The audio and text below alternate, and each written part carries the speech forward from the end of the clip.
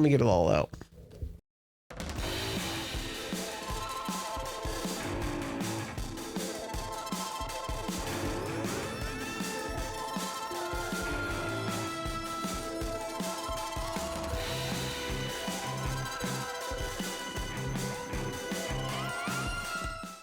Okay, so welcome back to the Lost in the Cosmere podcast. The Lost in the Cosmere? The Lost in the Cosmere. I thought it was just Lost. But it's the Lost in the Cosmere podcast. Sure. It's just the way you said it. Never mind. Yeah. Welcome back, everybody. Welcome back. It's been forever. We took forever because we know that there's some poor little slowpokes that take forever to read Wind and Truth out there. Our buddy still has not finished. I don't even know. Last time I checked, I don't even think he's halfway. I think he's still in like day 3 or 4. It's still pretty late or pretty early. Mm-hmm. So we're back. We had to wait for this room to be done. So now it's done. Look at it. Looks great. We got a new setup. So we are learning. So now you can see us in high definition. And at the same time, we're not copying Two to Ramble. We wouldn't do that. Rich and Austin, please don't come after us. Don't. Or invite us on. Invite us on. No, do invite us on. Right. I was about to say you were like saying don't invite us on. Do invite us on. Because you guys are cool. We love you guys. You guys are the ultimate haters. So now we're here. And hopefully all the people that have been busy that, have taken a while to read are caught up, or they're close to being caught up. And we can talk about it and stuff like that. So obviously we're going to start how we always start. We're going to kind of do some differences the way we structure it. Quick non-spoiler review. Yeah. For anybody who's not caught up or hasn't read anything. What did you think of Wind and Truth / the semi-finale, mid-season finale of the Stormlight Archive? So I think it's good. Now that I've had like essentially 2 months to sit on it, I don't think it's the best one. Mm-hmm. I know a lot of people are hating on it. They are. A lot. I don't think it's that bad. I wouldn't even use the term that bad because I don't think it's bad. I think it's good. I like it more than it seems most people enjoy it. Yeah, I think I like it more than most people. It had probably my favorite conclusion to any of the books. I won't say my favorite Sanderlanche, but my favorite conclusion. Right. The very ending. Okay. Probably my personal favorite. Yeah, that one's... I'm trying to think of other ones. I think that one's really good though. But I guess we can't talk about that without going into spoilers. Right. Overall, I think it's good. I think people are hating on it because I think there was definitely some theory crafting and that got in the way. And I feel like that keeps happening with all media. Yes. I think theories are good, right? I think it's great if you want to speculate about a book and, dive deep into all the hints and try and figure out how everything works. But just don't do it to the point where if it's not exactly how you envision it, then it becomes a disappointment. Yeah. Right? Because some people dedicate so much of their time and so much of their just free time thinking about this stuff that when it doesn't unfold exactly the way they imagine, they're like, oh, what the hell? Yeah. What? And not everybody's like hating on it because their theories didn't pan out. But there are some legitimate criticisms for this book. I think so. Main one, I think everyone agrees on. It did not need to be this long. No, I think, yeah, and I think that's a good non-spoiler one. I don't think it needs to be that long. I know there was a lot of talking about how this was supposed to be Way of Kings length, and then he was like, let's make this as long as possible. And you know what? I thought it was like, oh my gosh, that's so cool. And in the moment, I'm like, damn, I really did just do this in a week. I read this faster than Way of Kings. Yeah, so did I. And it's like almost 2 times the length. No, not 2 times the length. It's like one. It's like 1.5 Way of Kings. So like, I enjoyed it, but it didn't need to be that long. Yeah, I think it could have been cut down quite a bit. As much as I loved every little character interaction and every little moment, I don't think all of it needed to be there. No. But I think if you saw the dog, we got Luna, the studio dog right here. The beast. You can see her. The beast. The Kandra. We got a Kandra. Oh, yeah. We got a Suni. A Suni. Yeah. Looney the Suni. Looney the Suni. She'll be popping in and out. She's such a dumb look. She is. Look at her. She loves it, dude. Okay. Win of truth. Yeah. What do you want? What do you give the rating out of 10? Out of 10? Yeah. I'd say. Well, so I don't think I'd rate a Stormlight book under 9, except this one. Okay. I would say this one's like an 8 or an 8.5. I'd say like 7.5. Yeah. Maybe I think my personal rating is like an 8.5. Okay. Yeah. Okay. Yeah, I'd probably put around 7.5. Because there were a lot of moments like the series had set up so far that I was greatly anticipating. And this book delivered on those and did even more things that I never thought would happen or never even thought of.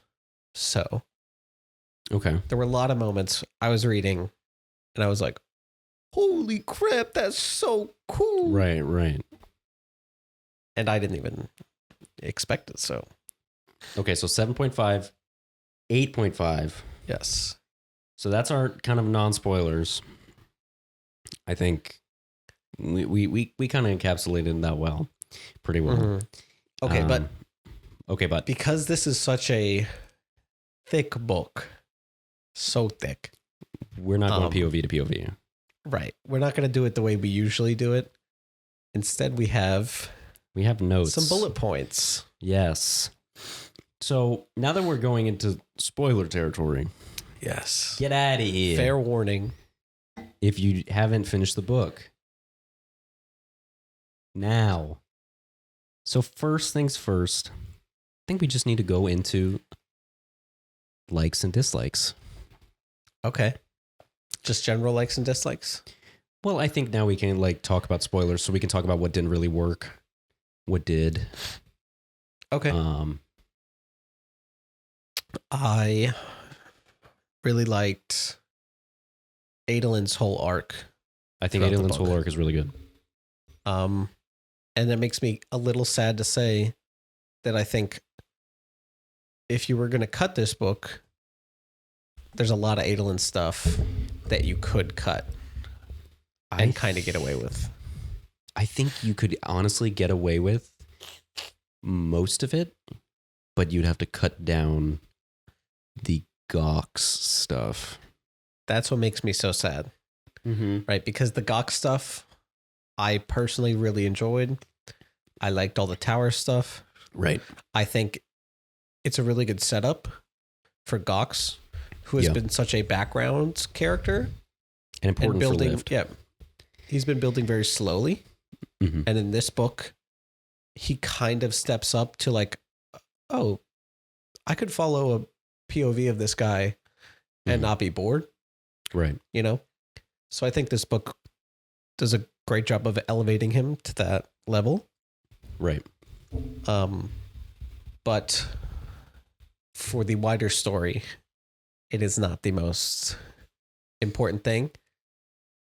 Because even at the end, you know, with like the whole conclusion to Adolin's arc and him like inspiring all these other knights, right? Like everyone gets the plate and blades, you know, at the very end. Like you still could have had him be part of that without all the character stuff. I think so. That he went through. Gox, not Adolin. Yeah. And then maybe like taking a novella or like a future book to focus on Gox. Yeah. But I get that, like, again, this is the mid-season finale.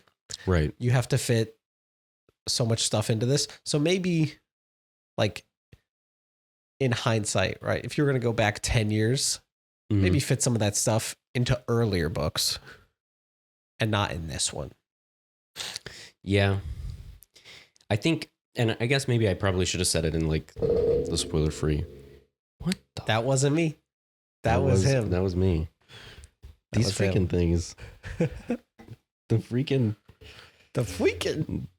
springs, dude. So one thing that I've said, and I feel like I say this about a lot of stuff, when people have a really stark reaction negatively about stuff, especially when it's a non-finished series, is I feel like in 10 years people are going to change their minds.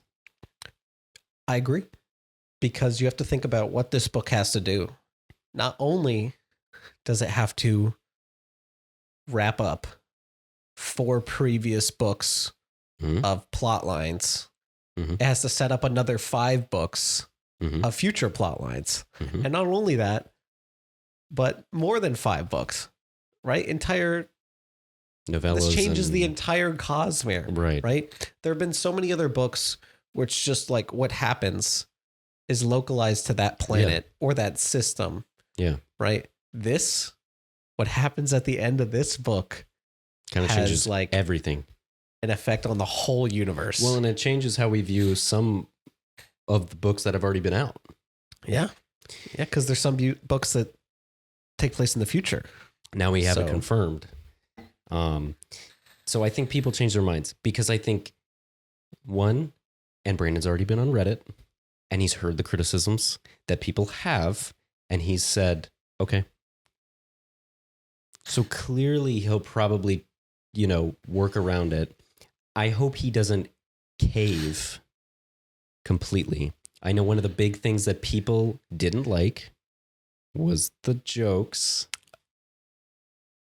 And I was fine with them. I can understand how people wouldn't be fine with them. I think people would need to give me specific examples.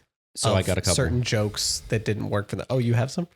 So one, I'm sure I know people don't like Maya calling Adolin a slut. Oh.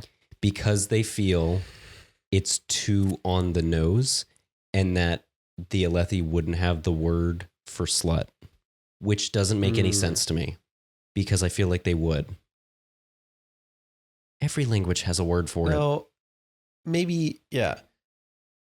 Here's the thing. When it comes to language, right? Right. Maybe that's the closest version to English so that, like, because, like, I think there was, like, a Tolkien interview forever ago where he said all the books he writes are in the natural language of the fantasy world and they're just being translated for us. Right. So that's how I view it. So maybe in Alethi, it's not slut, but that's the closest word we have. Right. But the big criticism for like something like that was I heard people were like, they wouldn't say that. They wouldn't have a word for it. And it's like, why wouldn't they have a word for it? Yeah. Why wouldn't they? So there's that one. People don't like the Syl talking about her Chol joke.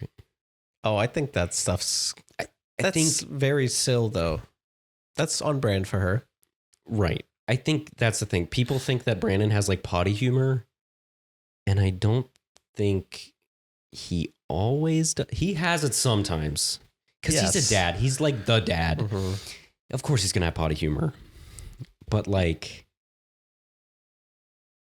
I don't know. Some people were comparing it to like the MCU style of jokes, and I don't think it was that. No, I don't think it's because I don't think any of the jokes undermined any serious moments that were happening. No.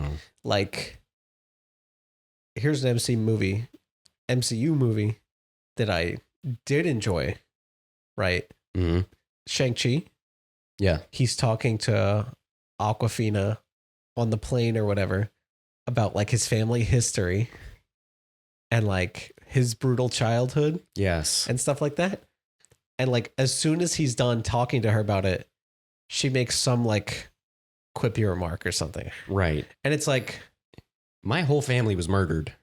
Yeah. Like you can't just let it sit. Like really? Mm-hmm. No, these were moments where it was like, this person's being judgmental of Syl because they don't understand it. So of course she's going to have fun with it and be like. But that's the kind of like MCU humor that like people make fun of. Well, and it's like something a stupid joke that undercuts something serious. Yeah. I viewed the Maya thing, Maya calling Adolin a slut, as almost like too real army humor. Yeah, yeah. Because she's like... It's like two army bros. Right, because she's like supposed to be the like... Wasn't she supposed to be like soldier? Yeah, because she gives us that vibe. She fought like 5,000 years ago. Right. In the desolations and stuff. Yes. So I don't think I disliked it. I think I was fine with it. I know that was a big criticism people had. You know what I will say that I disliked? And this doesn't even really have to do anything with the book. This is why people pay advertisers and marketers and stuff like that. Every freaking place that was talking about how this was the finale, pissed me off. Yeah. How many people that aren't like us, who are like, no, we know there's 5 more books, are sitting around right now going, I'm freaking pissed. I hated this book. It didn't answer everything. It didn't even finish anybody's storylines. Yeah. Except one. One guy's storyline. Well, actually, not even. We don't really know. And so it's like, why did you guys market it that way? There's no way Brandon led it that way. Yeah, I don't know. That's weird. That was one of my dislikes. Okay, I got to give some likes because I'm being a hater. Okay, so a like I had I had no likes. No, I'm just kidding. I can say a like. I think there's some good. I liked Hoyd in this book. Oh, Hoyd was great. Big shock. Yeah. Big shock. I did like Hoyd in this book. I think Yasna was good in this book. I like the Yasna stuff. And it's mainly because it's setting up her being way, like her getting that big arc in the next half. Yes. I honestly think in this book, well, I'm about to say it for the first time, Dalinar died so that Yasna could thrive in these next 5 books.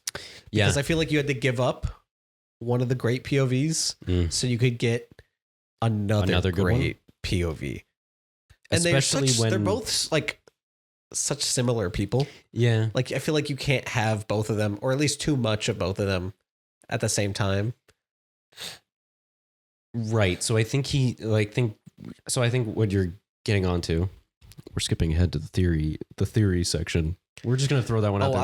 I was gonna talk more about how much I liked Hoyd in this book. Well, because I think first of all, Hoyd is not always portrayed as like perfect. No. Or like he knows everything or he knows the right answers to everything.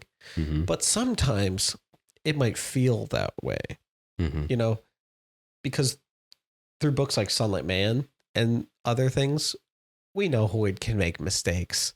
Big ones. But in this book, it really showed how Hoid is not always prepared for everything and does not always know the correct outcome or even what's possible. Right. Because when like Dalinar did what he did, Hoid for like a good minute or two was like, you stupid mother fricker. Right. What did you just do? You just screwed everything. Right. And I will say, one of the scenes that's like, I can see so perfectly in my head is when Hoid comes like crashing into the doctor's office, Lyran's doctor's office. Yeah. And sees Sigil.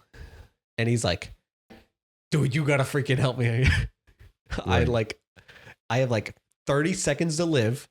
You gotta take this Dawn Shard before retribution finds me. Right.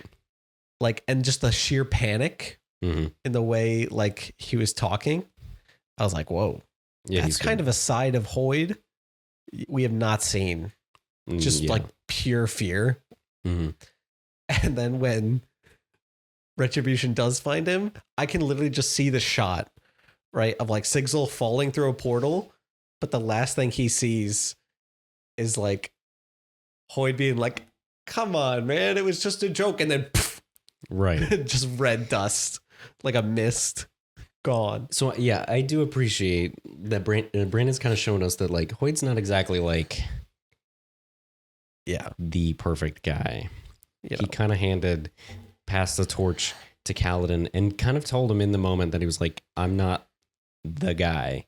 I got some good stories and you can take with what you got, but like, I'm not the guy. There is no guy. Speaking of Kaladin. Yeah. That's my other like for this book. Kaladin. I like the Kaladin stuff too. I love him. So many people hate it. I have no idea why. I really don't. Maybe because it's like the Shinovar plotline didn't go how they thought. I don't think the Shinovar plotline's the best. I think it's a little mismatched. I think the trying to converse is good, but the whole like, oh, we have to go to each of the shrines it's kind of hit or miss. Especially when like I never really felt until the very end like either one of them were in any danger. That's what I'm kind of... Until they fought Nail and then... Ashar? Until they fought Nail and Ashar, I was like, what are these guys going to fucking do? And really, because even like, when Nail showed up, they weren't. Because he's just sitting there being a dick.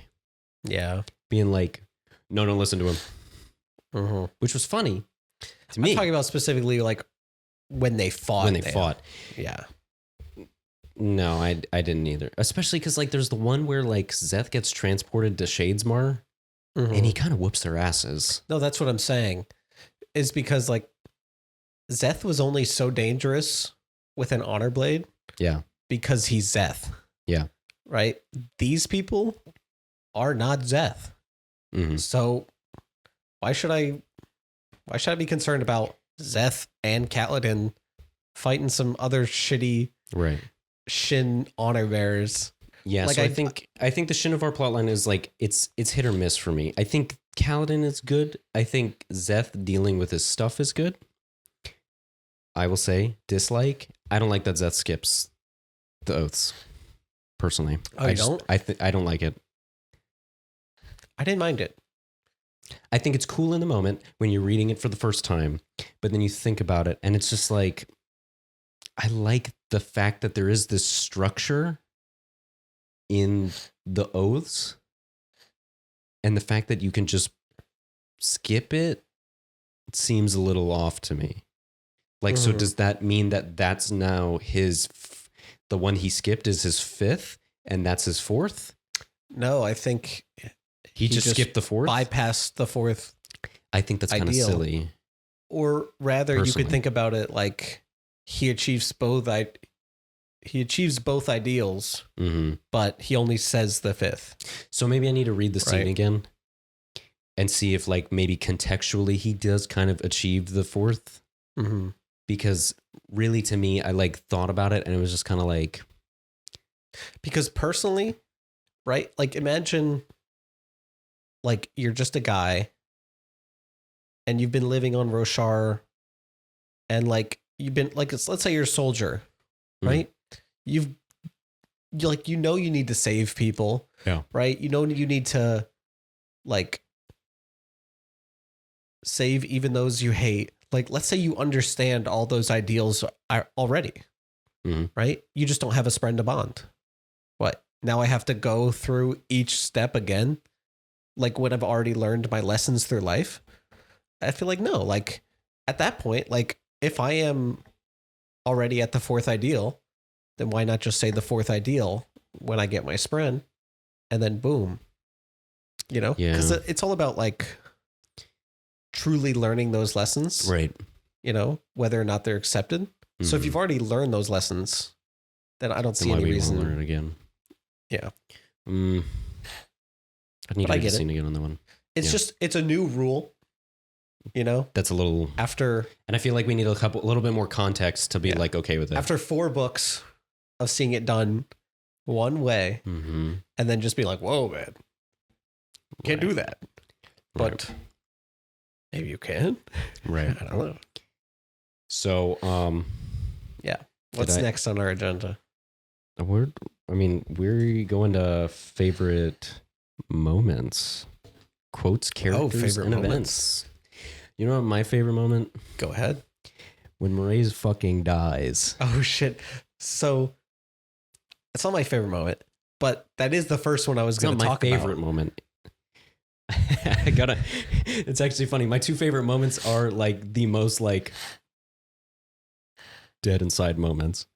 Yeah. So I was going to say another Mraize moment, but it leads into him dying. The scene where him and Shallan have that like just very personal one-on-one. Yeah. Where he is sitting on like the dead great shell. That's what I mean. On the beach. Okay, yeah. I think that's right before he dies. It's like the last conversation they have before he dies. Then I chalk it up to that's what I meant. Okay. Yep. Because like the actual death is like another cool moment of like her switching the You're right. The anti-Stormlight knife. Yeah. So you're right. I mean the one where he's on the the thing. That moment is just like whew, that's good. That's good. My other favorite moment is when Yasna just goes into her bed and cries herself to sleep. Oh my God. What, the 2 moments you could relate the most to? Wow. No, I thought that was a good moment because it's just like, finally, she's actually being a human being. Yeah. You get to see a little bit more of a human side to her. And I think that's, not that was a bad thing that she wasn't. It's just like, finally, there's that almost that like release. Yeah. That the character's finally kind of cathartic. Yeah. So yeah, I think those are 2 really good moments. I'm trying to think of other moments I really liked. You got any moments other than that you liked while I ponder? Kaladin saying the 5th ideal, it not working in the moment, and then him still just being like, yeah, what's up? Like Ashar being like completely tainted with the power of odium, like that being one of the main factors of all the heralds losing their minds and like all the like mental pain and like anguish and like hopelessness they feel, and the way it was described, like you could just really understand, like, wow, like, I guess, like, that's just unfathomable amounts of, like, torture. Like, I'm never going to live 4,000 years, so I'm never going to understand what kind of fucked up shit they're going through. Yeah. But right now, Ishar is showing Kaladin, like, and making him feel all of that. Mm-hmm. And Kaladin still just stands up with Syl, and he's like, yeah, man, it is what it is. You know, like he's like, this is rough. I've been this feeling sucks. that my whole life. Yeah. But now. Ishar's just like, what are you doing? And he's like, I'm just like trying to like get through it, you know? And Ishar's like, how are you doing that? And he's like, it is what it is. It is what it is. You know, like, can't let it keep me down. Right. It's just like, that's another cathartic moment for me. Because it's really is like, okay, Kaladin's reached his peak, you know, full therapist mode. Yeah. I'm going to like heal these bitches, you know. It was just cool to see Ishar beat in a way that wasn't like a straight fight.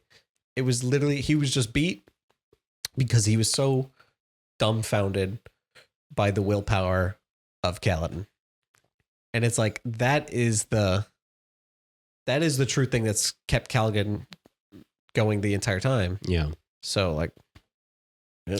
I mean, I guess another good moment is when Dalinar dies. Yeah. Everybody like having these moments. Good is subjective, but yeah, a very cathartic moment. Yes. Yeah. Yeah. I thought it was good, especially because he shields, you know, Gavinor. Oh yeah. Very Dalinar thing to do. His talk with the author of The Way of Kings, like before he dies. Noadon? Yeah, Noadon. Thank you. Yeah. That's a great moment. When he sees honor manifested as an Alethi child, that's a great moment. Yeah. You know, like the power is slowly but surely from Black Panther, right? Kind of becoming self-aware. Yes. So that was pretty cool. Yeah, very cool. I like Dalinar. Good end to his arc. Yeah. Doesn't Shallan talk to some big name dude? Shallan does talk to the Lord of Scars. She does talk to Kelsier. Crazy. It's also crazy too that he talks to her and he's like, oh, shit, dude, like all that happened like 2 years ago. Like our conversation is taking like months right now. Like I have to wait like a long ass time for your replies. I'm happy that he did that with the fact that, like, I guess with how the planetary axes kind of work in comparison to communication. Makes sense. Yeah. So I thought that was really cool. I know we've been doing like likes. I do want to say dislike. I personally wish that we didn't answer the Sigil stuff so fast. Personally. I mean, we still don't know exactly how auxiliary gets like absorbed by the Dawn Shard, right? Oh, and only the consciousness is right. Only because at the beginning of Sunlit Man, like auxiliary is like barely alive, right? You could even argue he's not really alive at that point. I know a lot of people don't really like the Sigil storyline because it feels a little weird. The way that it ends is very weird to me. It feels like it almost just ends. Like we're good. Yeah. I think there could have been more of an emphasis on Sigil truly losing the battle. Right? Because he does fight like as hard as he can, you know, and all that. But like, I wish there would have been more. I almost wish there would have been more death around him to truly make him feel hopeless. As though he feels in Sunlit Man. Because in Sunlit Man, it's like, I'm a complete failure as a leader, right? In the leadership position, I failed. And I feel like Kaladin's had worse. Yeah. And made it out depressed. Yeah. But not like... Because Sunlit Man starts, Sigil is more cynical than you've ever seen him. Right. So it's like, yeah. But still, I don't think it's like... I don't think it's that bad. I don't think it's that bad, but I don't like the way it ends. Is very weird. It felt very much like they kind of... Brandon didn't know what to do with Venli. True. I was going to say, if there's one thing this book actually could have used more of, it would have been Venli. And I feel like that's the problem with the Sigil storyline, is that he kind of just throws her in there because because it's like, I'm not going to do that comparison, but Brandon kind of forgot about Venli. Like, no, it's almost like he was like, I don't think he did. It's almost like he was like, oh shit, they can't have control over the Shattered Plains because if they do, then they'll have access to Retribution's perpendicularity. So, like, fuck, how do I write a way where they don't control that? Yeah. Oh, Venli. Yeah. I'll have the listeners do it. It just feels a little too convenient. Yeah. Let's see. Events and characters and stuff. I will say I went a little bit more on Zeth. Yeah. I think his POV was not as... Because most of it was fighting. Yeah. Most of it was fighting. I wish that the POV was a little more. I feel like all of them have had that oomph. What did you think of his like flashbacks though? I thought his flashbacks. That's what I mean. Good. Oh, I thought they were like, okay. Oh, okay. The beginning, they started off really good. But you think they kind of teetered out? They teetered out. I didn't get that gut punch like the what, Looney? Oh my gosh. I didn't feel like I got that gut punch like I did with Kaladin, Shallan, and Dalinar's, and even Venli's. No, I agree. Yeah. Like I liked Zeth a lot as a character, but yeah, it was missing. I'm sorry. It's because of my stuffy nose. You're good, dude. Okay. Dude, I have a black car. It's yellow right now. The pollen is insane. I know. You're good. But yeah, I just was never punched. I think when the next half comes out, we'll be getting some gut punches, though. Well, I can say at least 4 of the 5 I know will be gut punches. I don't know how there's a gut punch for Renarin. Oh, personally. I'm sure there's going to be some... But there's got to be something. Flashback of him with his mom or him taking care of drunk dad. Oh, maybe. You know? But the Lift one, I think, is going to be a gut punch. Oh, yeah. I think the big one... Because the thing is with Lift, it's like... We don't know anything. She probably saw her mom get, like, burned alive or something. For some horrible reason. And then, like, wish to forget it. So it's like, can't wait to see her mom getting burned alive. Yeah, and then we still don't know the Yasna, like, whatever the heck was going on with her when she was a kid. Yeah. And then I think the big one is freaking Town. The Town that's stuff? Book 8. The thing is, we got like a tease of it with this, and I'm like scared for book 8. The thing is with both the Heralds, Town and Ash, that are getting POVs. Yeah. Oh, there's only so much. Those are gonna kill me. There's only so much like a regular person can go through, right? Like there's only so much misery that could be in Yasna's flashbacks, right?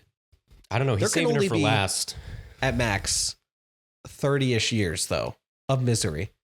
He's saving her for last. I know, but like that's the max.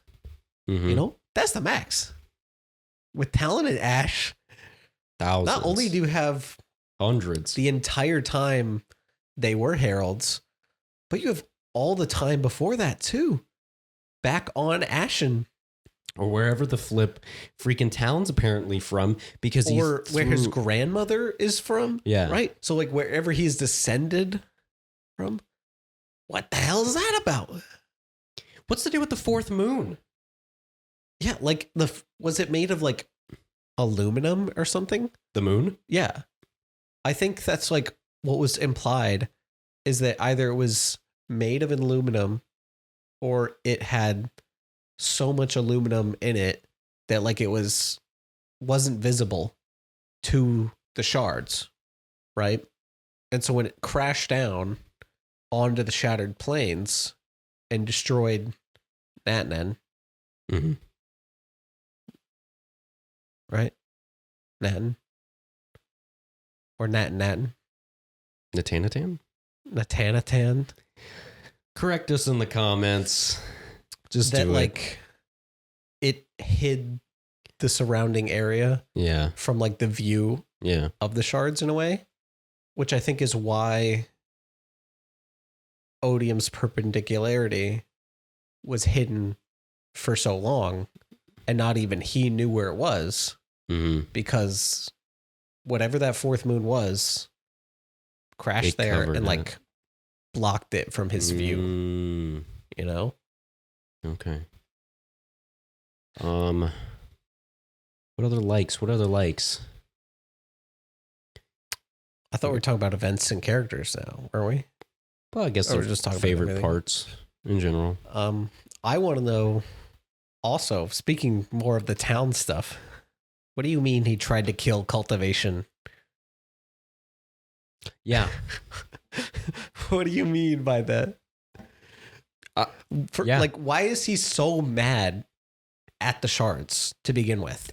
I'm telling you, these final 3 books, POVs, if Brandon does them well, which he will, I feel like they're going to be insane gut punches. You know how like you don't want to like tier list like character backstories, but everybody does it anyway? Why do I have a sneaking suspicion that Talon's going to be like SSS tier like backstory? Because just Talon, in general. Yeah. I don't even know, man. One thing, if I have a dislike, usually I'm like, like cool off-screen fight, right? Like, and then like a cutaway to like the aftermath. That can be cool. Yeah. But Talon and Ash. Yeah, I know. Fighting. Yeah, I know. Barehanded. Fighting all of those fused. Mm-hmm. Okay? Not regals. Not normal singers. Fused. Yep. They fought them all barehanded and killed dozens. And we don't get to see it? Why does that make me feel like Brandon's just in there like, you're not ready? Yeah, he is actually saying like, you are not ready to fathom what the heralds can do. Not even what they can do barehanded. So here's the off-screen aftermath of what they can do barehanded. Right. Because remember, even Nail, he was like, I'm not going to use the surges, and still moved faster than Kaladin did in his plate and like fucking knocked him silly. Yeah. Or whatever. So that's like just whatever their innate invested body moves like. They're just like, bitch. Yeah. The light. Ah. You can't leave Luna.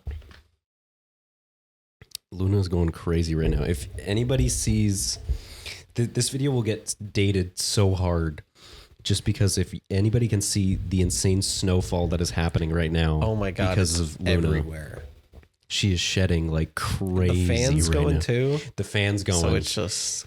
Yeah. It's like snowing in here, dude. Yeah. Let's see. What else you got? Okay.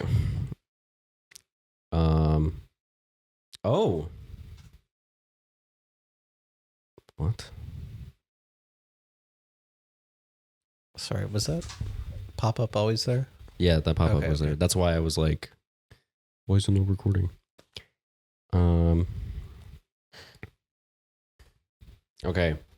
So I think what our little goblin intern was meaning here was theories and effects from other books. So the interludes are actually pretty crazy in this book. They are. A lot of character appearances and mentions. So we know that Felt is part of the Ghostbloods. Felt is part of the Ghostbloods. That's finally confirmed. Mm-hmm. We also know that Demu, Galadon from Elantris, and I don't remember who the other person was. There was 3 people. I think it was one of like the siblings from Elantris. Oh, wasn't it? Like Serene's cousins? Yeah. Because one of them somewhere one of them's on the Ghostbloods. Somewhere in the words of Brandon, one of them is going to have a POV in the new Elantris books. Okay, well, one of them's code names are stupid. Right. Code names are stupid. In Lost Metal. So maybe I'm getting confused because of that. Well, but they are part of the Silverlight, I think. So Galadon, Demu, and then somebody else. And we are wrong. Then they're part of the 17th Shard. But 17th Shard is derived from Silverlight. Okay, so they're part of Silverlight, which is Naz and Chris. Yes. Yeah. So hung up on Naz. I love Naz. I feel like you're the only one who remembers Naz. You know why? Because he had a gun? Or he had a knife? Because he's from Threnody. And he's like, I can't go back there, dude. I can't go back. I'll go anywhere but Threnody. I can't go back to that place. Yeah, so pretty crazy. Yeah. What do we think about that? The fact that they showed up. Well, I think it's also the fact that like Galadon and all of them showed up and they were like, yeah, this place is about to blow, dude. Yeah, let's boogie.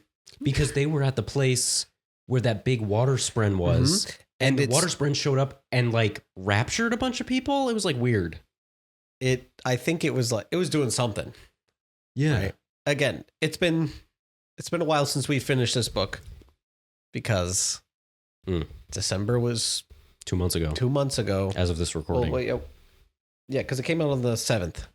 It's February 11th. Actually, it came out on the 6th of December. Anyway, like we said, it's been 2 months since we finished the book. Yeah. So I got to reread that interlude. Oh, I was like, whoa. Yeah. Got to reread the book real quick. It's right there on the shelf. Just did. Reread the whole book. You crazy, dude. Kind of short. Wish it was longer. Anyway, I have to reread that interlude. Yeah. Other interludes that were good? Lift/Vasher. Oh my God. So Lift is getting trained by Vasher, bro. That's pretty cool. Which, by the way, also, Vasher got kidnapped by one of the like priest people. Mm-hmm. Yeah, she was secretly a fair chemist the whole time. Yep. Not just a full ferrochemist. Which was theorized. Right. Theorized. But we got the confirmation. So like that's just a Sazed. You know? Remember how he was killing all those bitches in Well of Ascension? Mm-hmm. Like, yep. She could do that too. Right. Like a full ferrochemist is crazy. And I feel like there was a little bit of luck because the ferrochemist was tapping speed and Lift made the floor slick. Awesome. So yeah, she made it awesome.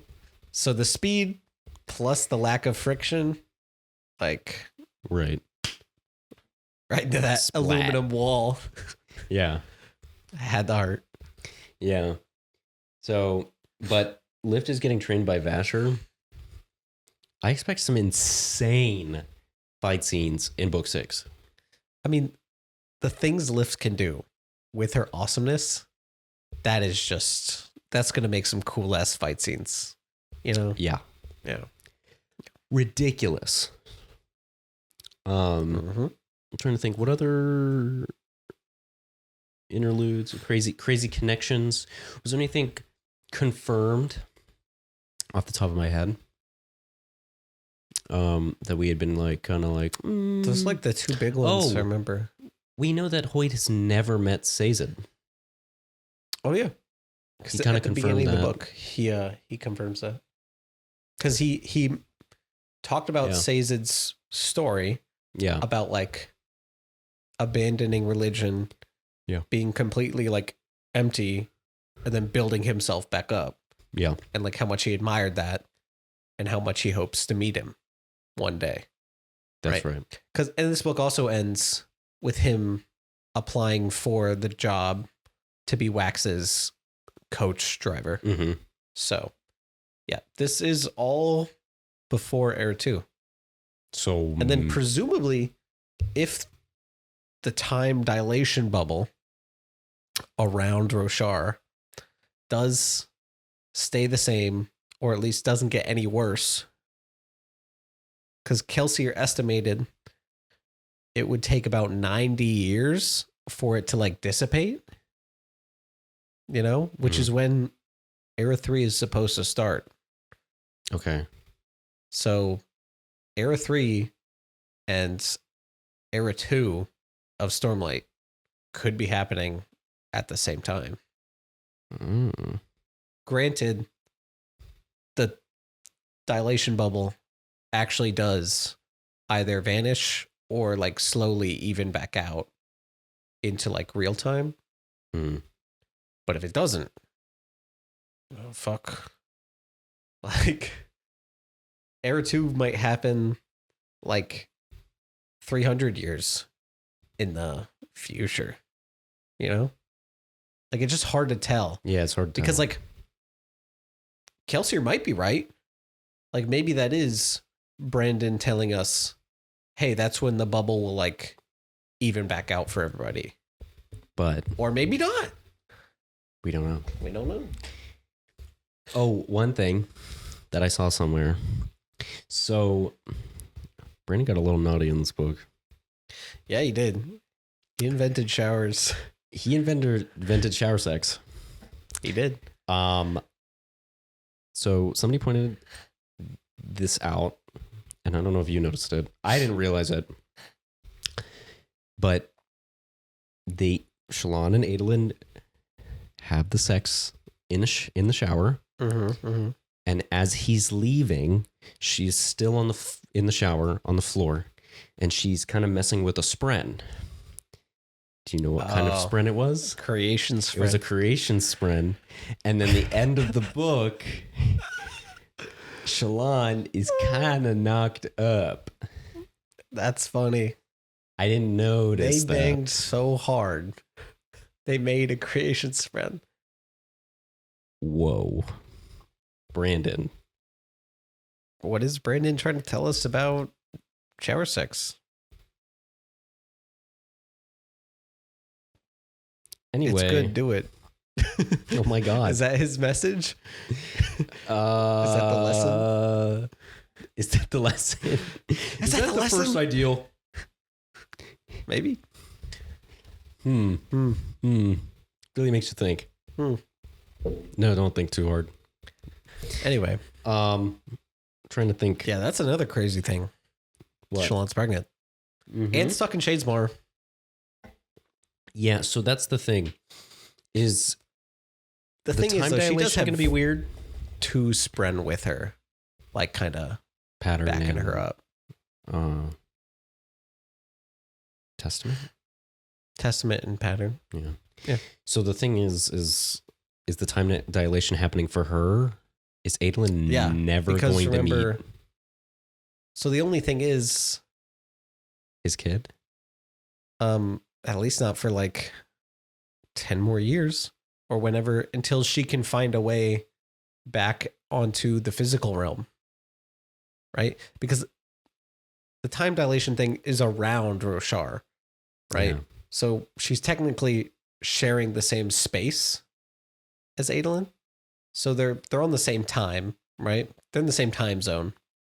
Because remember, when she was talking to Kelsier, time was being distorted. Because it's a different right whole like kind of system. Yeah. So like her and Adolin are on the same, they're in the same time zone. Time is passing the same for both of them. Because she is within the bubble in Shadesmar. Okay, so then right, so what I'm saying is she's not going to get back to Roshar and she's going to be dead and this kid's going to be like 50. No. Yeah. Not unless she chooses to leave the area affecting the bubble. Yeah. Which Kelsier kind of advised her against in their talk. He was like, you could like try to get out and go to a different planet. But by the time you come back, he's dead, dude. You know. Well, he's not dead. It'll be like 5 minutes. For him. But she could be like 80. Yeah. So he's like, you should probably stay there. Ooh. But I think she wanted to have a Scion sent over to him so at the very least they could keep in touch. Mm-hmm. And so maybe he'll just be FaceTiming his kid for the next 10 years. Which that sucks for Adolin. I know. You know, because like if there's one character who just does not deserve that shit, it's him. I know. Like, you're not going to let him be a dad? Yeah. Fuck you, Brandon. What the hell? We got to talk about, I mean, I guess this goes into the character arcs. We were talking about Shallan. Yeah. You know, and she's talking to Kelsier. So obviously we know that she kind of took down, she didn't really take down the Ghostbloods. She took down the Rosharan enough Ghostbloods. So Kaladin is a herald now. He is a herald. That is pretty cool. People thought it was crazy. It was a crazy crackpot theory, but it happened. Here we are. And I think it's perfect. I think it's perfectly fine. Yeah. I don't hate that. I think it's interesting. It'll be interesting to kind of see if when he comes back. When he comes back. I'm happy he's not dead. Me too. Well, he died. He did. That's the thing, right? He did have to die to become a herald. But like, because his body had to get like evaporated. But isn't that like so screwed up that essentially, so their bodies are on Ashen or Braze? Sorry. No. So their bodies are. No, they don't have bodies. Okay. Oh, wait. Maybe you're right. Maybe their bodies are. They're being tortured. Yeah. But their consciousness is not. Right. That's what they figured out how to do. You're right. Yeah. And isn't that like so like. So their consciousness is like in the spiritual realm, I believe. Mm-hmm. And it's experiencing what Braze was like before, like. Whatever happened to or it not happened. Braze, on Ashen before like the destruction of the planet. Right. Because I'm pretty sure, because that's like how the heralds remember it in its prime. Yeah. So that's like the memory that's kind of forming for them. Yeah. So like, are they going to come back and be all like, here's the big thing. And you and I haven't even really talked about this. Is Kaladin and Syl a thing? Is that a thing though? Is that a thing? This book kind of maybe made it a thing. Okay. It did. We haven't talked about that. That's what I'm saying. That's crazy that we haven't talked about that. I know. Because that was a thing that we talked about before and we were like, everybody who thinks that that's a thing is gross. Like, what is that? We were like that. We were like, that shit's nasty. And like, and you know what? This book kind of changed my mind a little bit. I think it's fine. I think results pending. Results pending. But here's what I will say. Callan's a herald now, right? They could at least... They could be on that plane for hundreds of years, potentially. Makes the age gap a little less weird between him and Syl. Yeah. You know, and you also have to remember, like, Syl was asleep for, like, what, 4,000 years? Yeah. Like, she wasn't consciously doing anything. So now if they're both immortal, you know... Brandon needs to prove it. Yeah. I think they're still beginning things. He didn't, like, hit the hammer on the head.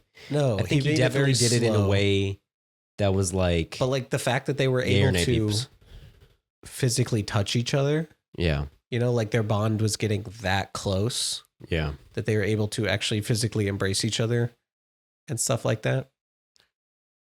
Yeah. I mean, who else is he going to go out with? Not any of the heralds. Those dames are crazy. And one of them, Shallan's mom. Yikes. So it'd be kind of fucked if he banged Shallan's mom. Wouldn't that be crazy, though?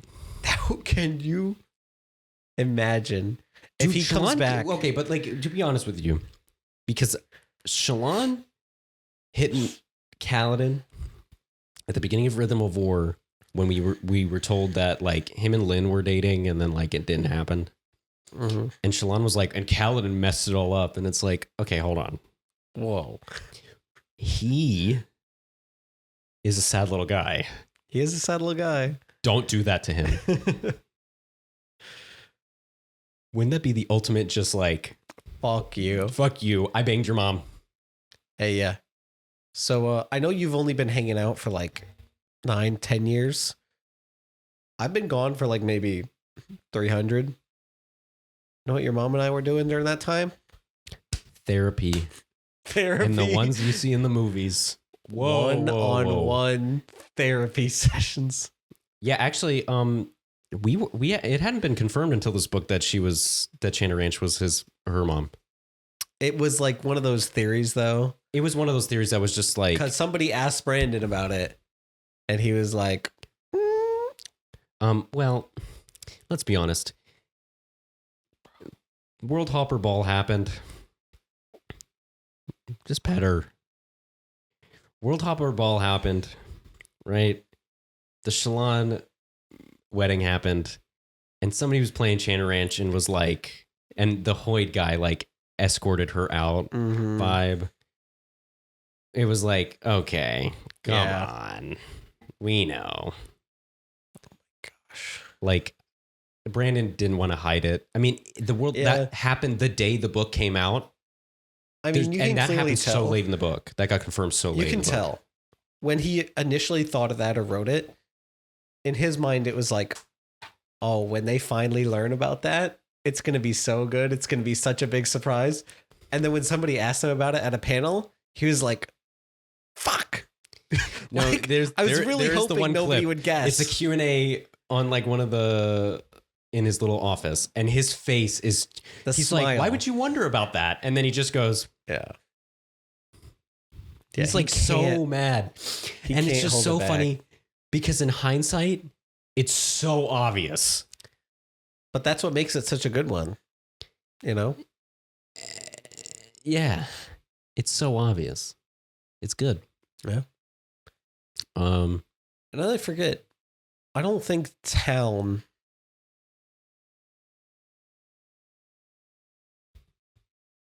Well, because the other heralds assumed that Town broke. Yeah. Right? No, but I think him. In this book is when they finally learn that it wasn't him. No, it was her. And it was Shallan's mom. Yeah. Yeah. Because she died. Which is just crazy. Because Shallan... Well, because that goes back to the whole thing where it's like... in Words of Radiance, there's like a line talking about how Shallan's, it's her fault that the world is ending. And it's because she killed her mom, and then her mom went and killed broke. Her mom, went back to Braze, broke, boom, fucking desolation. Thanks a lot. The Everstorm comes. The Everstorm. No, we're not bringing that back. We can't bring that back. All right. Okay. So Dalinar, awesome story arc. Thought it was great. How are we feeling about Retribution essentially going like, we're gonna take your evil persona where like you did kill your wife and you liked it. Crazy. Spiritual realm is just a nuts place, right? Yeah. The fact that he went there in a vision, saw a past version of himself, which essentially was, because it still existed in the spiritual realm. Yeah. It was a spren of the Blackthorn, right? Because how spren are made is if enough people have awareness of something and have a strong emotional... Wow. Disclaimer warning much? God. What? How spren are made? Jeez. Shut up. God, disclaimer warning. If enough people have like a strong emotional reaction or connection to something, be that fear, for example, like people's fear of the Blackthorn, which all of Roshar knows who the Blackthorn is. And I would say all of Roshar is pooping their little tidy whities over the original Blackthorn doesn't come F them up. Right. So that spren exists. There is a Blackthorn spren, just like the Stormfather is the spren of the storm. Right? Oh my God, wait a minute. Stormlight is like Chainsaw Man. Shut up. That there's like, there's a spren for every emotion. Well, I guess like Chainsaw Man's only like the things you're scared of is there's a devil of it. Right. Anyway. So like that spren of the Blackthorn got flooded with all of true Dalinar's experiences. But like, because he was just flooded with all of them, he didn't actually learn any of the lessons that Dalinar went through throughout his life. So he was just like, the hell is that, you pussy? What, you a little big whiny bitch baby? Right? What? I'm not gonna I'm not gonna fucking cry over my dead wife. I'm the Blackthorn. I'm the Blackthorn, motherfucker. So when Retribution's like, hey, yo, I got a job for you, him and the spren are like, clasping. So the Blackthorn's like kind of a big deal in the next arc, clearly. I feel like the Blackthorn is going to be conquering planets. Yikes. Like, he's going to be sent... It's going to be like Kelsier leading like the Malwish on Scadrial. And it's going to be like, let's say you're on some backwater planet, but you know about the cosmic war happening. It's like, oh fuck, you got the Scadrians led by their version of Jesus Christ. And then you have the Rosharans led by their version of Genghis Khan. Oh my God. Fighting in space. What if... Do we need to get the tinfoil hat out?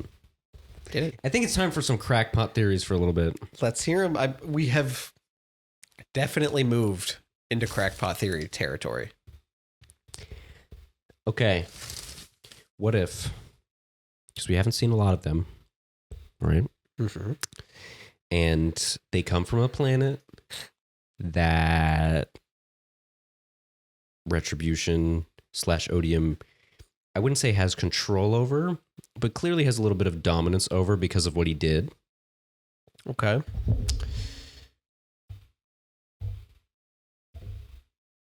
What if the Blackthorn is high up on the Night Brigade?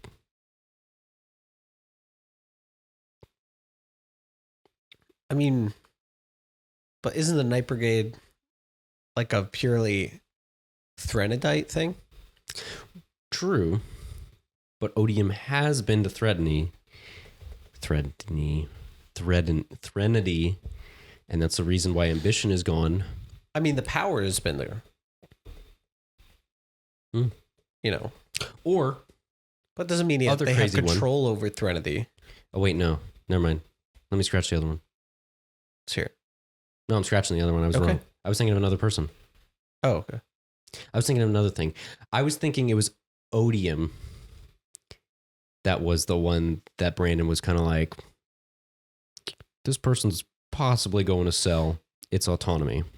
Well, because remember, autonomy has all these avatars, and forever ago, somebody was like, hey, is that one god that like Hrathen worships? Is he an avatar for autonomy? And Brandon was like, I don't know. And he was literally like, and he had said something about like Elantris 2 was going to be like, it's going to start with this person coming back. That god coming back. But the Conquering Planets thing with the Blackthorn, yikes. That's spooky. Any other crackpot theories? Do you have any other crackpot theories? Crackpot theories? You have to have a crackpot theory. I can't be the only one that has random shit. Reason has been hiding. Yes. Since the very beginning. Of the Shattering. They have not found Reason. Nobody's even like had a hint of where Reason went. Yeah. So I'm like, will Reason come into play at one point? Or will Reason forever remain a mystery? And maybe, because like all the shards are in the same galaxy at the very least, right? Yeah. But the universe is infinite. Yeah. Right? So what if Reason was like, just like, fuck it. I'm just going to go to the other end of the universe and start doing shit over there. You know? Because like all the other shards are in one galaxy. Right. The universe is fucking infinite. So he's like, yeah, I'm going to hop like a bajillion trillion light years away and just completely fucking separate myself. No, Brandon wouldn't do that. It would be reasonable. True. It would be quite reasonable. Oh, yes. And then, I mean, it's not really a crackpot theory, but Valor is bound to start doing shit. Oh, yeah. You know, like now that honor is retribution. Yeah. I feel like Valor is bound to step in and start like actually do something. I'm just curious what Valor has been doing. Mm-hmm. What planet are they on? Mm-hmm. What have they been cooking up? Mm-hmm. What does Cultivation do next? What's her next move? They confirmed that Valor was a dragon, yeah? I believe so. Okay. Mm-hmm. Yeah, because we got a little bit of talk with Hoyt talked with Frost in this book, and he's a dragon, but he's not Shard. Right. So I don't know. I guess I know playing into the Sazed becoming Discord theory. I do wonder if with the whole retribution thing, I do wonder if there might be a little bit of a war of the shards coming. And Sazed's kind of trying to treat Scadrial as an isolationist country. You know. But Kelsier is not. Correct. What I'm saying is are we going to have, while I know Ghostbloods is Cold War, are we going to have a little bit of a Scadrial like Pearl Harbor situation that almost pushes Scadrial out of this isolationist kind of aspect. All I'm saying is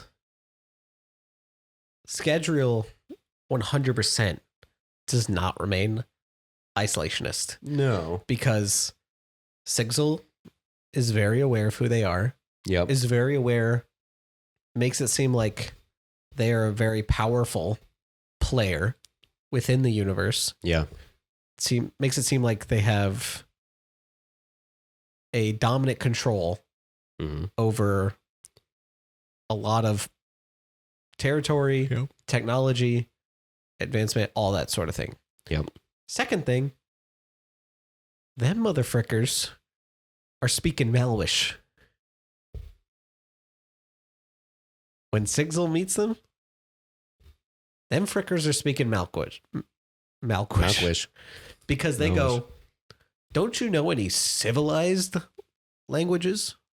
Like Malwish? Oh, yeah. You know? So if that's a civilized language, who do you think the dominating power on Scadrial is? It's not the Ellendale Basiners. Them Malwish. Ooh. They done took that shit over. Are we gonna lose again? Or at the very least, the Ellendale Basin becomes a very isolated portion, much like the Shattered Plains, Urithiru, and then whatchamacallit? On Roshar? Yeah. Oh. Azir? Azir. You know? How like Odium controls like the whole planet, except for those 3 spots. It could get to a point where like the Malwish control all of Scadrial, except for the Ellendale Basin. But personally, they'll probably control all of it. I just don't know whether or not at some point Sazed will flip a switch. That's the only thing I'm really unaware of. I just don't. You know, he could, because I know him and Kelsier see differently. They don't see eye to eye all the time, but they still want what is best for Scadrial. So if it gets to the point where Kelsier forces Sazed's hand, where he's like, "Hey, I am now the dominating power on Scadrial," it's like, we got to work together now. You know, whether you like it or not, sort of thing. Because we tried to do it your way and it didn't work. So now we got to do it mine. And then he finds Retribution's family in the spiritual realm and he kills them. He kills them all. That's my crackpot theory. Give me the hat. Give me the hat. Give me the hat. You did tell me about this. I think Kelsier... That was your crackpot. I forgot about that one. I think Kelsier... He's going to find out that Retribution spared his whole family, and then he's going to either hold him hostage or start butchering him. No, he's going to start butchering him. Because that's what Kelsier does. And you know what? Taravangian is nobility. Oh my God. So wouldn't that be a perfect full circle for Kelsier? Because we all know he really has not changed. He hasn't changed. Vin grew and changed throughout all the books. Kelsier did not. Kelsier remains stagnant. He is still the character he was at the beginning of the first book. Yep. He is kind to the people he loves, but ruthless to the people that would hurt the ones he loves.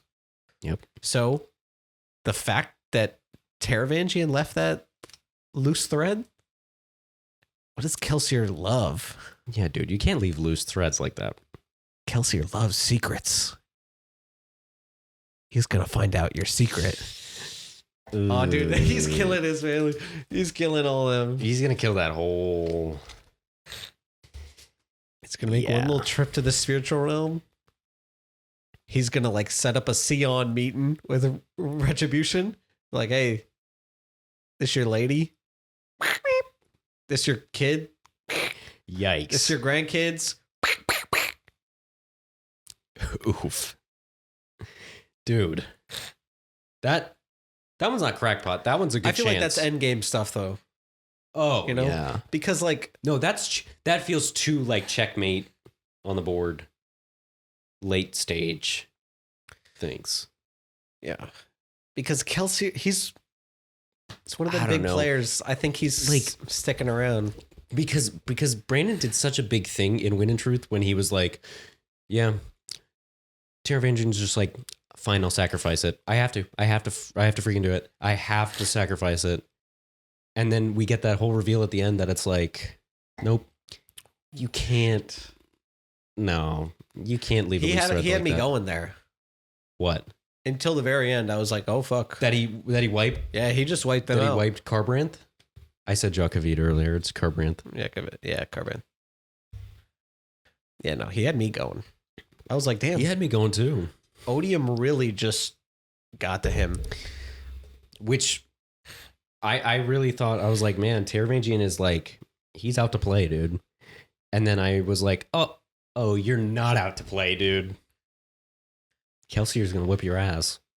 He's going to murder your whole family. He is going to find out your secret. Because that's what he does. And he is going to use that. But either he's going to hold him hostage and use Retribution to destroy all his other enemies, right, and then destroy Retribution, or he's just going to use it to straight up destroy Retribution. Okay, but there's no reason for it. Oh, yes, there is. Retribution is a threat to Scadrial. Not right now. Oh, yes, he is. Not yet. Yes, he is. He was even talking to Shallan about it. Oh, he's like, yeah. He's like, now the most dangerous force in the Cosmere is out there. He is now the biggest threat to Scadrial. Remember, because Retribution, Honor, and Odium, they want similar things. So it's easy to use them in conjunction. And Sazed has two powers that are very opposed. You know? Like, if you think about it like on a wheel, Honor and Odium could be right next to each other. Yeah. But Preservation and Ruin could be really far. Right? That's also another thing to think about, is like how the shards combinations, how those would go. Yeah. Like they almost work like the Hunter. That's how I kind of imagine them. Yeah. I kind of imagine like they're each next to each other. Kind of like how the Order of Radiance are next to each other and they each share a surge. So like you'd be like Preservation, Cultivation, Honor, Odium, Ruin, something like that, right? Because then you have Preservation and Ruin very far, then Honor. It doesn't have to be that exact order, but anyway, but Kelsier's going to kill Taravangian's whole family. That's my... And laugh. That's my crackpot theory. Because he did enjoy doing it when he was killing them nobles. He liked it. I think that's what's crazy, is that like Brandon's made such a big deal about the shard thing for so long. And then now, right where we're at, the fact that Kelsier's still kind of around, and he's talking to across planets and stuff like that. I mean, he was talking to Gavilar and stuff. So it's like, what's scary is that like Kelsier's standing toe to toe with these people, the shards, and telling them what to do. Even somewhat opposing his own planet shards. Right? Like he's not even really working with Sazed. It's just him, the Ghostbloods, versus the Cosmere. And you know what? I'm not even scared to put my money on Kelsier. Because he's just that fucking crazy. Somebody's got to take him down, though. Oh, I don't think he'll end up winning it all. But, he's going to be late game. Oh, yeah. It's going to it's going to be Hoyd or somebody who eventually has to just put a stop to him. Mm-hmm. Yeah. But I personally think, because I think we all know, it's going to eventually boil down to this superpower versus this superpower, right? Mm-hmm. Russia versus America, Scadrial versus Roshar.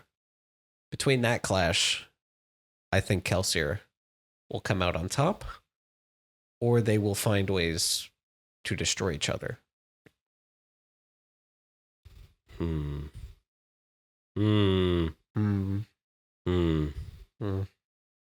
Wow. I think, is that Wind and Truth? I think that's Wind and Truth. That one's like, I think our podcast isn't that long, actually. No, I don't think that was our longest one. It was? I don't think it was. Okay. But I don't know. I guess we'll find out. Yeah, we'll find out. So that was Wind and Truth. Yeah, guys, we are officially done with Cosmere For until now. I believe Brandon said that the White Sand novelization should be. I think that's taking a back seat, though. Is it? I don't think really he's mentioned it's not gonna be that much work. He's doing Era 3 pre-writing. Yeah, I know. Like he's just focused on other things, though. Yeah. But I'm talking about the other secret project. Oh, but that won't be until next year. Right, which is why I'm saying I don't think we're going to get anything. Like, we're not going to have another Cosmere podcast until then, probably. Yes. Which is why. So we're going to keep doing Lost in the Cosmere, obviously. Mm-hmm. Mm-hmm. But we feel that we're really only talking about, when we do these podcasts, we are talking about as a book, but we're talking about like kind of the nitty gritty of the Cosmere. We're talking about how it's affecting further stuff. We always talk about the Cosmere as a whole, as well as the book. So we're going to keep doing Lost in the Cosmere.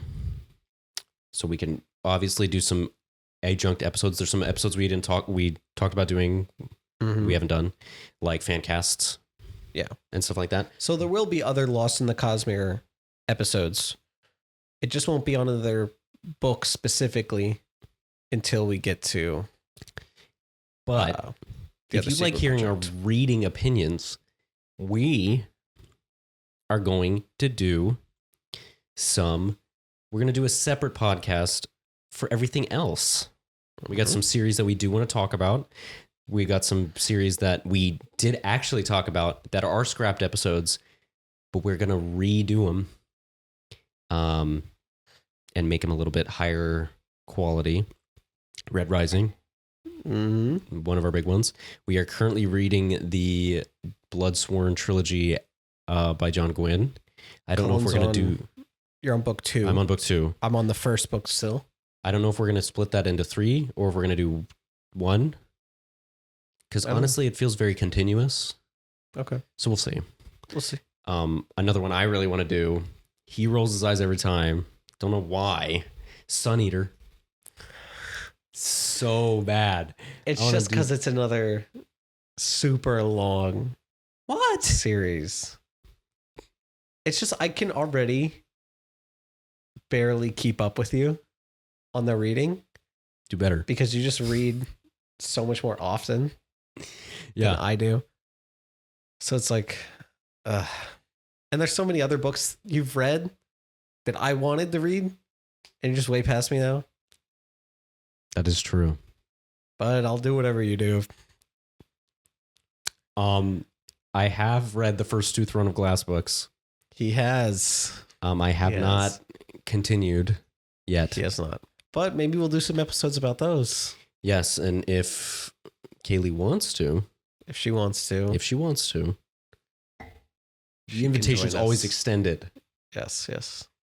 I think that's another one. You're fine with Throne of Glass, but not Sun Eater? I've read all those. I'm not saying I'm not opposed. It's just like doing that next for me. You know, it's like, oh, fuck. I have to read 7 more books plus all the novellas. Wheel of Time. That's another one.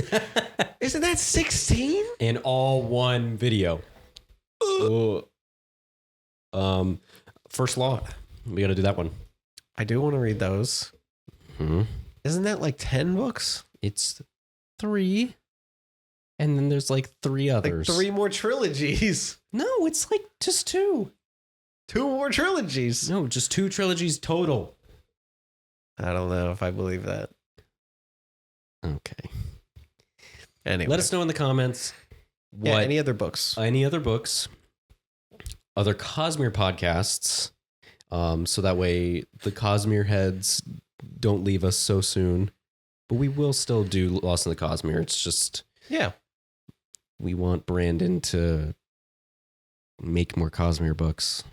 Yeah, he needs to be pumping these out like every week. Every week. What's the one meme? There was a weekly update that he had posted at Dragonsteel, and the amount of comments that were just like 20 secret projects were written in that pocket right there. It's like because his hand was in his pocket the whole time. And everybody's just like... He actually just pulls books out of his pocket. He's just written 20 secret projects within his pocket. I don't know that we'll ever get another... like... Year of Sanderson. Of secret projects like that again. Unless we get another COVID wave. Please don't. Then Brandon will have all the time in the world. I guess we'll see. I mean, hey, he pulled freaking Isles of the Emberdark out of nowhere. True. So never know. But that was Wind and Truth. Yeah.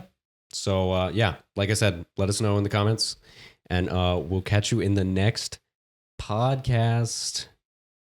Wow. Cosmere or otherwise.